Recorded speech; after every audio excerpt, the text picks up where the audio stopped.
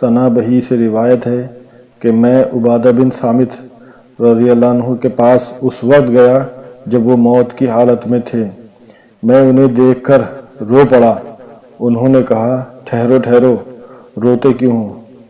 قسم اللہ کی، اگر مجھ سے گواہی طلب کی گئی تو میں آخرت میں تمہارے ایمان کی گواہی دوں گا، اور اگر مجھے شفاعت کا موقع دیا گیا تو میں تمہاری سفارش ضرور کروں گا، اور اگر مجھے کچھ استطاعت نصیب ہوئی تو میں تمہیں ضرور فائدہ پہنچاؤں گا۔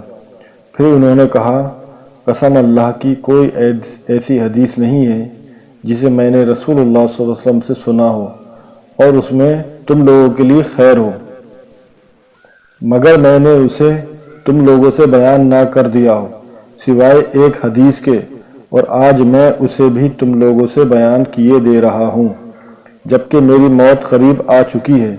میں نے رسول اللہ صلی اللہ علیہ وسلم کو فرماتے ہوئے سنا ہے، جو گواہی دے کہ کوئی معبود برحق نہیں سوائے اللہ کے، اور گواہی دے کہ محمد صلی اللہ علیہ وسلم اللہ کے رسول ہیں، تو اللہ اس پر آگ کو حرام کر دے گا۔